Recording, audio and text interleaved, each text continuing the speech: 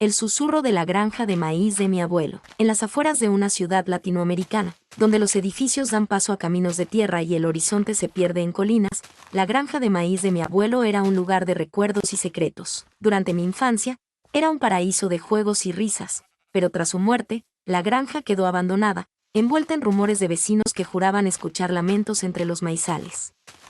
Mi nombre es Valeria, tengo 28 años, y soy diseñadora gráfica con una vida urbana que nunca me permitió mirar atrás. Pero cuando heredé la granja, algo me llamó a regresar. Esta es la historia de cómo una noche en esos campos de maíz me enfrentó a un terror que no solo amenazaba con consumirnos, sino que nos enseñó a sanar heridas que no sabíamos que cargábamos. Era un sábado de octubre de 2025, con el cielo teñido de un naranja quemado por el atardecer. Había recibido una carta del abogado de mi abuelo, informándome que la granja en las afueras de la ciudad ahora era mía. Mi abuelo, don Ignacio, había muerto 2 años antes, y aunque lo adoraba, no había vuelto desde su funeral. La granja estaba a 1 hora del centro, en un pueblo donde el tiempo parecía detenido. Los vecinos hablaban de luces extrañas en los maizales y susurros que no eran del viento. Decidí visitarla, no para quedarme, sino para decidir si venderla o no. No fui sola. Mi hermano menor, Diego, de 22 años, insistió en acompañarme. Era un estudiante de biología con una curiosidad insaciable, siempre buscando aventuras. También invité a mi mejor amiga, Carla, una fotógrafa que veía arte en lo cotidiano.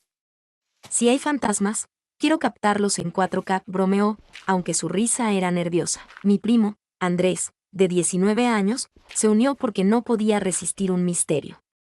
Armados con linternas, una cámara y un altavoz portátil para mantener el ánimo, llegamos a la granja al anochecer. La casa principal estaba como la recordaba, paredes de adobe, un porche con una mecedora que crujía sola, y el olor a tierra húmeda. Pero el maizal, que se extendía detrás de la casa, era diferente. Las plantas estaban altas, pero descuidadas, con tallos torcidos y hojas secas que parecían susurrar con el viento. ¡Qué lugar tan creepy!, dijo Andrés, ajustándose la mochila.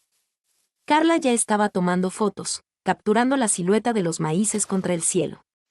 Diego, con su linterna, señaló una vieja cabaña en el borde del maizal. ¿Esa siempre estuvo ahí?, preguntó. No lo recordaba, pero la granja era grande, y mi memoria de niña podía estar borrosa. Esa noche, mientras cenábamos en la cocina, escuchamos un ruido, un crujido seco, como pasos en el maíz. Es un animal, dijo Diego, pero su voz no sonaba convencida. Salimos al porche, linternas en mano, y el maizal estaba inmóvil, sin una brisa. Entonces, lo vimos, una luz tenue, moviéndose entre los tallos, como un farol flotante. Eso no es un animal, susurró Carla, apretando mi brazo. Decidimos investigar. No sé por qué no nos fuimos en ese momento. Quizás fue la curiosidad, o tal vez algo nos atraía, como si el maizal quisiera que entráramos. Caminamos entre los tallos, que eran más altos de lo que parecían, formando un laberinto que nos tragaba. El aire era frío, y el olor a maíz se mezclaba con algo rancio, como ropa mojada olvidada. Los crujidos nos rodeaban, ahora más cercanos, como si alguien corriera a nuestro alrededor, pero cada vez que girábamos, no había nada. Llegamos a la cabaña, una estructura de madera podrida con una puerta entreabierta. Dentro, encontramos trastos viejos, una lámpara rota, un colchón cubierto de moho y un espejo rajado apoyado contra la pared. En el suelo, había un cuaderno, con la tapa de cuero gastada. Lo abrí, y las páginas estaban llenas de la letra temblorosa de mi abuelo. Las entradas eran de los últimos años de su vida, hablando de sombras en el maíz que lo vigilaban, de una deuda que debía pagar. La última página decía, no puedo dejarla sola. Ella espera en el maizal. ¿Quién es ella?, preguntó Andrés, mirando por encima de mi hombro. No tenía respuesta, pero el espejo captó mi atención. En su superficie agrietada, vi nuestro reflejo, pero también algo más, una figura detrás de nosotros, una mujer con un vestido raído, el rostro pálido y los ojos hundidos. Me giré, pero la cabaña estaba vacía. Tenemos que irnos, dije, con el corazón en la garganta. Pero cuando intentamos salir, la puerta estaba cerrada, como si alguien la hubiera trabado desde fuera. Los crujidos en el maizal se convirtieron en susurros, voces que no entendíamos, pero que sonaban como súplicas. La linterna de Diego parpadeó, y la cámara de Carla se apagó sola. «Esto no es normal», susurró ella, su voz quebrada. Andrés golpeó la puerta, pero no cedía. Entonces, el espejo vibró, y la figura reapareció, ahora más cerca, sus manos huesudas extendidas hacia nosotros. «Devuélvanmelo», dijo, su voz un eco que resonaba en mi pecho. Pánico puro. Rompimos una ventana de la cabaña y salimos corriendo al maizal, con los tallos golpeándonos como manos. Las voces nos seguían, ahora más claras: «No te vayas. Quédate con nosotros». El maizal parecía infinito, los caminos torciéndose, llevándonos en círculos. La luz de la luna apenas penetraba los tallos, y las sombras se movían a nuestro alrededor, figuras que no eran humanas, pero que tenían rostros de dolor, de miedo, de ira. Diego tropezó, y cuando lo ayudé a levantarse, vi algo en el suelo, una cruz de madera, medio enterrada, con un nombre grabado: Clara, 1975. Recordé una historia que mi abuelo nunca quiso contar del todo, sobre una trabajadora de la granja que desapareció cuando él era joven. Los rumores decían que había huido, pero otros susurraban que algo le pasó en el maizal. «Es ella», dije, mi voz temblando. «Es Clara». Las sombras se acercaron, y la figura de la mujer apareció frente a nosotros, flotando entre los tallos. No era solo un fantasma, era una presencia que dolía, como si su tristeza pudiera tocarnos. «Devuélvanmelo», repitió, señalando la cruz. Me di cuenta de que no quería hacernos daño, quería algo que había perdido. Corrimos hacia la casa, pero el maizal parecía luchar contra nosotros, los tallos enredándose en nuestras piernas. Llegamos al porche, jadeando, y barricamos la puerta. Las voces no paraban, ahora mezcladas con llantos infantiles que me partían el alma. Encontré un viejo baúl en el cuarto de mi abuelo, cerrado con un candado. Lo forzamos, y dentro había fotos, cartas y un relicario con una foto de una mujer joven, Clara.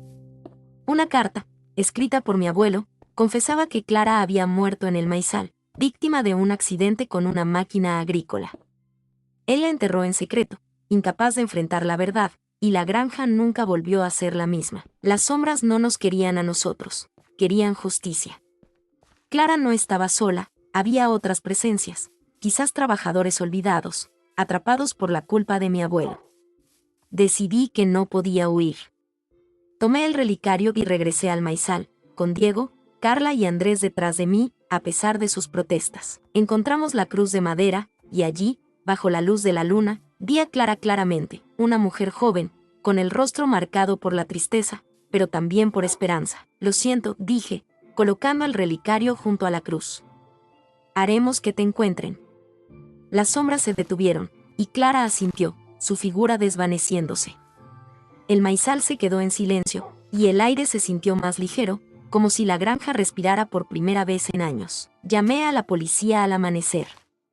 Les mostré la cruz y la carta de mi abuelo.